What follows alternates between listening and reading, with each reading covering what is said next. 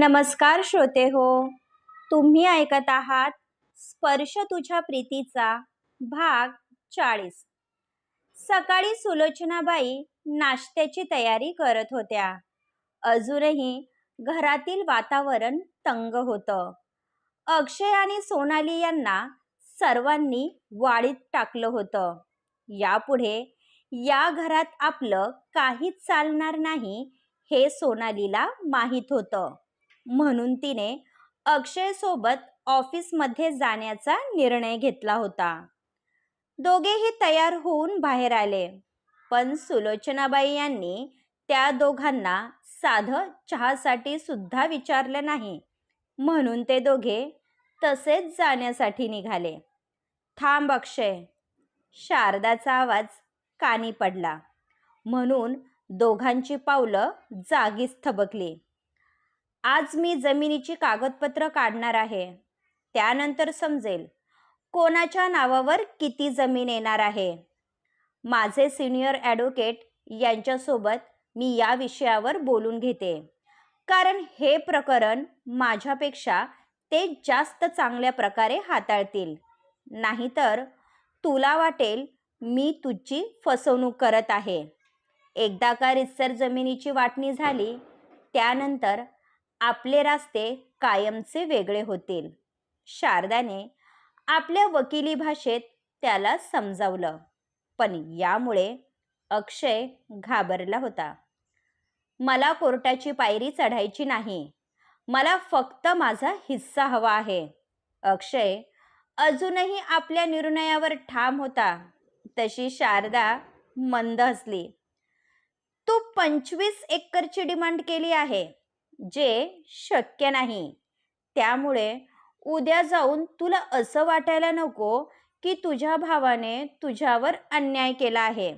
त्यामुळे आपल्याला ही प्रोसिजर करावी लागेल. पुढे जाऊन कोणी माझ्या नवऱ्यावर बोट दाखवलेलं मला सहन होणार नाही, शारदा म्हणाली. तसे अक्षय आणि सोनाली खाली मान घालून निघून गेले. तशा सुलोचनाबाई पुढे आल्या. या संकटापासून तारण्यासाठी देवाने तुला माझ्या मुलाच्या आयुष्यात धाडलं आहे. तू असताना मला कसली फिकीर नाही.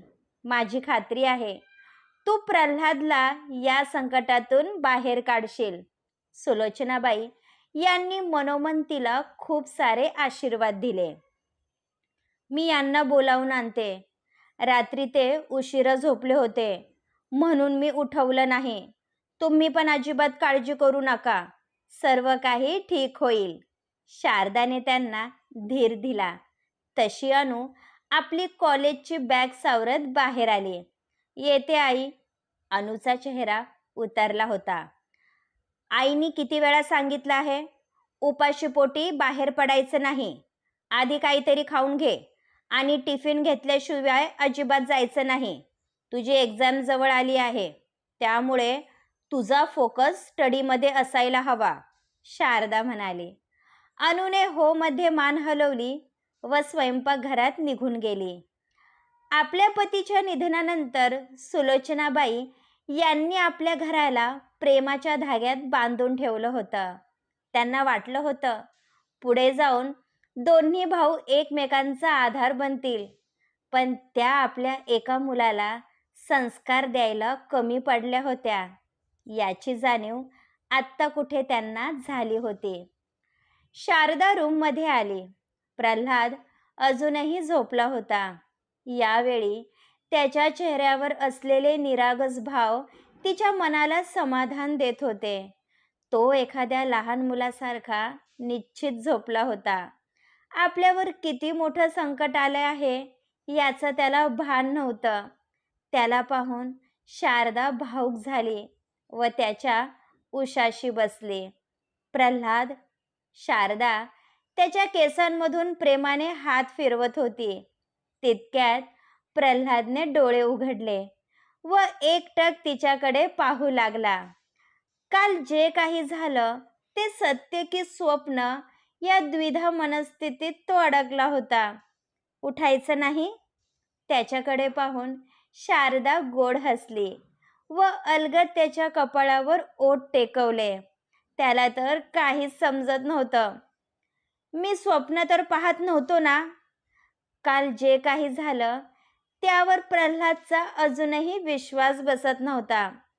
तुम्ही स्वप्नातून जागे झाला आहात, कारण आपल्या माणसातील असलेला परकेपणा उघडकीस आला आहे. त्यामुळे आता पुढे कोणासोबत कसं वागायचं हे आपण ठरवायचं. शारदा त्याची समजूत काढत होती.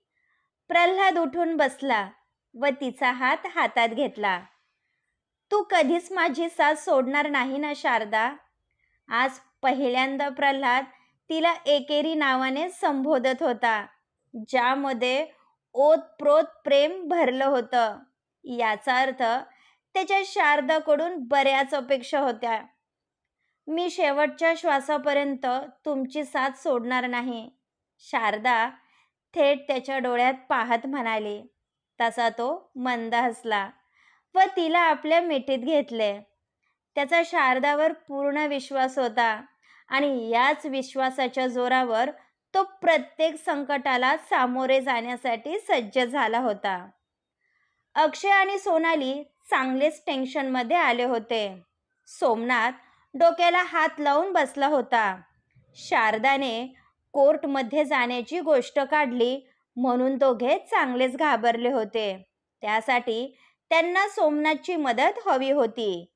आधीच दोघांना कोर्टाची म्हणावी तशी समज नव्हती आणि मुख्य म्हणजे कोर्ट कचेरीसाठी लागणारा पैसा आणि वेळ खर्च करण्याची क्षमता त्याच्यामध्ये नव्हती. कारण कोर्ट कचेरीच्या चक्करमध्ये कितीतरी जणांनी आपलं सर्वस्व गमावलं आहे हे त्याने ऐकलं होतं. या संकटामधून तूच आमची सुटका करू शकतो, कारण वहिनी चांगलीच भडकली आहे. तिने आमच्या विरोधात केस दाखल केली तर आम्ही रस्त्यावर येऊ. अक्षयची भीती रास्त होती. आणखी बाकी काय राहिलं आहे? तुम्ही हे प्रकरण शांतपणे हाताळलं असतं तर तुमच्यावर ही वेळ आली नसती. आता तुमच्यासोबत माझी सुद्धा रस्त्यावर बसायची वेळ आली आहे. सोमनाथ डोक्याला हात लावून बसला होता. तुम्ही शारदा वहिनीला का घाबरत आहात हेच मला समजत नाही. वडिलोपार्जित प्रॉपर्टीमध्ये मुलांचा बराबरीचा अधिकार असतो. त्यामुळे त्यांना काहीही करून आपला हिस्सा द्यावा लागेल.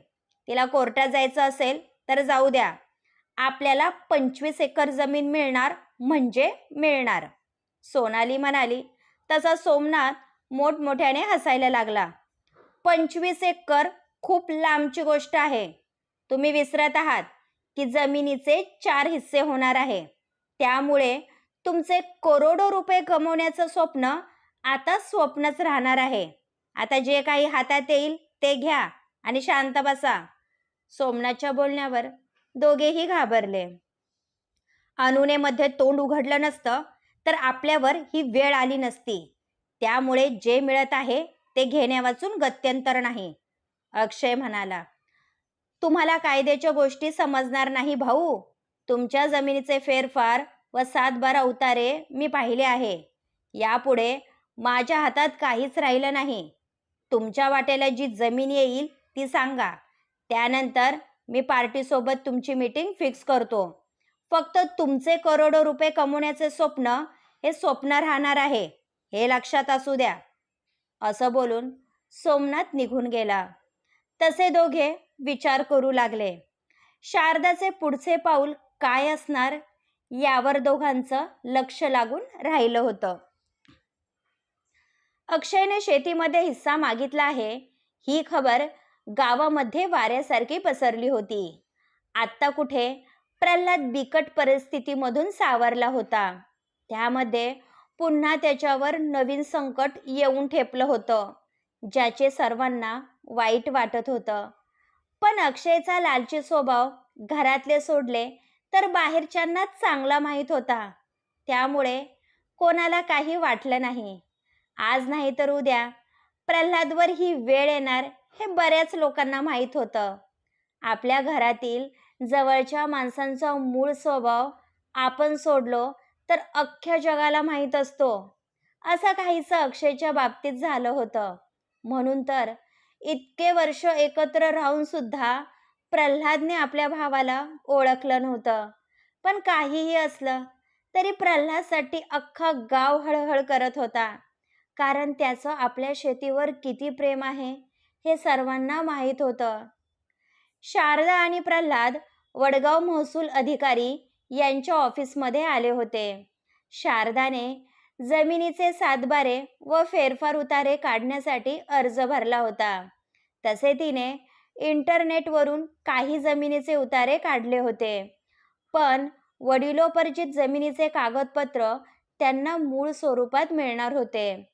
दोघांनी जवळच असलेल्या एका हॉटेलमध्ये नाश्ता केला आणि घरी जाण्यासाठी निघाले. तिला शिवाजीनगर कोर्टमध्ये बरीच कामं होती. पण प्रल्हादला सोडून जाणे तिच्या जीवावर आलं होतं. म्हणून तिने आपली कामं मुग्धाला करायला सांगितली होती. 2 दिवसात आपल्याला कागदपत्र मिळतील. त्यानंतर तुम्हाला पुण्याला यावं लागेल. माझे सिनियर नक्कीच काहीतरी मार्ग काढतील. माझा विश्वास आहे, शारदा म्हणाली. दोघेही कारमध्ये बसले. तशी प्रल्हादने कार स्टार्ट केली. माझा फक्त तुझ्यावर विश्वास आहे, त्यामुळे मी निवांत आहे. मला नेहमीच प्रश्न पडायचा की माझ्यासारख्या अडाणी मुलाला वकील बायको कशी काय मिळाली. त्याचं उत्तर आज मला मिळालं आहे. पांडुरंगाने तुला खास माझ्यासाठी बनवलं आहे, प्रल्हाद म्हणाला. तशी ती गोड हसली. आत्ता कुठं तुमच्या बोलण्यात आपलेपणा जाणवतो. शारदा असं का म्हणत आहे हे त्याने जाणले होते. दोघांनी गावची वेस ओलांडली. प्रल्हादला शेतावर कामं होती म्हणून त्याने कार एका बाजूला पार्क केली. मला काम आहे, थोड्या वेळाने घरी येतो, तोपर्यंत तू आराम कर. प्रल्हाद गाडीमधून उतरला. म्हणून शारदा पण त्याच्यासोबत खाली उतरली. मी पण तुमच्यासोबत थांबते. असेही घरामध्ये कोणी नाही. आई मामांच्या घरी गेल्या आहेत आणि अनु पण उशिरा येणार आहे. त्याला शारदाचं म्हणणं पटलं. म्हणून दोघेही शेतामध्ये जाण्यासाठी निघाले. प्रल्हाद दादा, दोघांच्या कानावर आवाज पडला. म्हणून त्यांनी वळून पाहिलं तर समोर मंदा उभी होती. चेहऱ्यावरून ती घाबरलेली वाटत होती. मंदा, तू इथे काय करत आहे? कोणी पाहिलं तर तुलाच त्रास होईल, प्रल्हाद आजूबाजूला पाहत म्हणाला. कारण यावेळी मंदा त्याच्या शेतामध्ये उभी होती, जे सोमनाथ आणि एकनाथ यांना कदापिही पसंत पडणार नव्हते. तुम्हाला महत्वाची माहिती द्यायची होती म्हणून धीर एकवटून आले आहे. तुमच्या घरामध्ये जो वाद सुरू आहे त्याला कारणीभूत माझा नवरा आहे. मंदाने डोळ्यातील आसवं पुसले. तसे शारदा आणि प्रल्हाद एकमेकांच्या तोंडाकडे पाहू लागले. हे तू काय बोलत आहे? आमच्या घरचे वाद आणि तुझा नवरा यांचा काय संबंध? शारदाने विचारले. तिला तर काहीच समजत नव्हते. मंदाने एक मोठा श्वास घेतला व बोलायला सुरुवात केली. अक्षय दादाच्या मनामध्ये जमीन विकण्याचं खूळ माझ्या नवऱ्याने टाकलं होतं. अक्षय दादा आणि सोनाली वहिनी नेहमी यांना भेटायला असतात. त्यांची फोनवर पण बरीच चर्चा होते, ज्यामध्ये फक्त शेती विकण्याचा विषय असतो. तुम्हाला तर माहीत आहे की तात्या आणि यांचा आधीपासून तुमच्या शेतीवर डोळा आहे. त्यांना प्रत्यक्षरित्या जमीन विकता आली नाही म्हणून त्यांनी अक्षय दादाला हाताखाली घेतलं आहे. माझा नवरा जमिनीसाठी किती हापापलेला आहे हे अख्ख्या गावाला माहीत आहे. पण मला अक्षय दादाकडून ही अपेक्षा नव्हती. अक्षय दादा आणि सोनाली वहिनी पैशासाठी कोणत्याही थराला जाऊ शकतात, हेच सांगायला मी आले होते. तुम्ही काळजी घ्या, मंदाने सांगितलं. तसा प्रल्हादला जबर धक्का बसला. जेव्हापासून त्याने चुलत्याचं घर सोडलं होतं त्यानंतर त्याने कधीच सोमनाथला थारा दिला नव्हता. हेच कारण होतं त्याने स्वतःच्या लग्नात आपल्या सख्ख्या चुलत्याला आमंत्रण दिलं नव्हतं. कारण त्याच्या डोक्यात आधीपासून सोमनाथविषयी राग होता. कारण सोमनाथने पैशाच्या हव्यासापोटी बऱ्याच शेतकऱ्यांचं आयुष्य उद्ध्वस्त केलं होतं. त्यात आपला शिकलेला भाऊ अशा माणसाच्या बोलण्यात येतो हे त्याच्या कल्पनेपलीकडे होतं. आधी तू घरी जा. आपल्यामध्ये जे काही बोलणं झालं ते कोणालाही सांगू नको, प्रल्हाद म्हणाला. मंदाने हातामध्ये असलेली भाजीची पिशवी सावरली आणि निघून गेली. या विषयावर अक्षयसोबत काहीही बोलू नका, कारण यावेळी तो काहीही ऐकण्याच्या मनस्थितीत नाही. उगाच घरामध्ये वाद झाले तर याचा परिणाम आईंच्या तब्येतीवर होईल. शारदाने त्याला समजावून सांगितलं. मला वाटलं होतं की माझा भाऊ शिकलेला आहे, त्यामुळे त्याला माणसं ओळखता येत असतील, पण ज्या माणसाच्या अंगात आधीपासून वाईट गुण आहे त्याला समोरच्या माणसाचा तोच गुण खेचणार. सोमनाथ आणि अक्षयचं तसंच झालं आहे, पण मी त्या सोमनाथला सोडणार नाही. त्याने माझ्या घराची शांतता भंग केली आहे. आम्हा भावांमध्ये फूट पाडण्याचा प्रयत्न केला आहे. प्रल्हाद चांगला चिडला होता. तुम्ही आधी शांत व्हा पाहू. अक्षयला समजावून सांगण्यात अर्थ नाही, कारण तो आपल्या निर्णयावर ठाम आहे. आणि राहिला प्रश्न सोमनाथचा, तर आपलं नाणं खोटं असेल तर समोरच्याला बोलून उपयोग नाही. एकदा का कायदेशीर बाबींची पूर्तता झाली, त्यानंतर अक्षयकडून जमीन कशी घ्यायची ते मी पाहून घेईल. तुम्ही स्वतःला त्रास करून घेऊ नका. यावेळी शारदाला फक्त प्रल्हादची काळजी होती.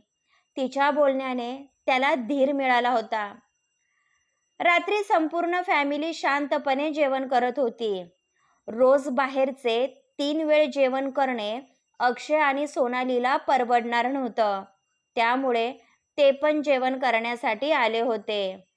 सुलोचनाबाई यांची तर त्या दोघांचा चेहरा सुद्धा पाहण्याची इच्छा नव्हती, पण ते म्हणतात ना, आपलेच दात आणि आपलेच ओठ, त्यामुळे त्यांचा नाईलाज झाला होता. असाही एकदा का जमिनीचा सोक्षमोक्ष लागला, त्यानंतर ते अक्षय आणि सोनालीला 1 मिनिटही या घरामध्ये थांबू देणार नव्हते. पुढच्या आठवड्यात माझी एक्झाम सुरू होणार आहे. तू बघशील दादा, यावेळी मी फर्स्ट क्लास मिळून दाखवणार आहे. शेवटी अनुने शांततेचा भंग केला. ही तर चांगली गोष्ट आहे. तू मन लावून अभ्यास कर. यावेळी तू चांगल्या मार्काने पास झाली तर तू मागशील ते तुला मिळेल, प्रल्हाद म्हणाला. तशी तिच्या चेहऱ्यावर भली मोठी स्माईल आली. पहा वहिनी, दादाने शब्द दिला आहे, जे मागेल ते द्यावं लागणार. मी काहीही मागू शकते हा, अनु हसत म्हणाली. काय ग पोरी, आत्ताच तर तुझ्या दादा आणि वहिनीने तुला गाडी घेऊन दिली आहे, अजून काय हवंय तुला? सुलोचनाबाई यांनी तिला दटावलं. तशी अनु हसायला लागली. मला ना छोटूसं गोलूमोलू बाळ हवं आहे. माझं घरामध्ये अजिबात मन लागत नाही. घरात बाळ असेल तर त्याच्यासोबत खेळता तरी येईल. माझी पण अत्तू होण्याची इच्छा आहे. बोल ना वहिनी, तुम्ही बाळ केव्हा देणार? आम्हाला खूप घाई झाली आहे, अनु म्हणाली. तशी शारदा गोड लाजली व शर्मेने खाली मान घातली. प्रल्हाद ही कमालीचा लाजला होता, त्यामुळे त्याने खालची मान वर केली नाही. अक्षय आणि सोनालीला तर काहीही बोलण्याची चोरी होती. ते आपल्याच घरामध्ये परक्यासारखे बसले होते. तू अगदी माझ्या मनातलं म्हणाली. घरामध्ये लहान बाळ असेल तर घर कसं भरल्यासारखं वाटतं आणि आपलंही घरामध्ये मन लागतं. काय ओ सुनबाई, आता घ्या मनावर, आम्हालाही आजीबाई व्हायचं आहे, सुलोचनाबाई म्हणाल्या. तसं शारदाने एक नजर प्रल्हादच्या दिशेने पाहिलं. तो मात्र खाली मान घालून जेवण करत होता. त्याची तर बोलतीच बंद झाली होती. कधी एकदा आपलं जेवण होतं आणि आपण आपल्या रूममध्ये जातो असं त्याला झालं होतं. क्रमश. पुढील भाग ऐकण्यासाठी आमच्या चॅनलला सबस्क्राईब करा. धन्यवाद.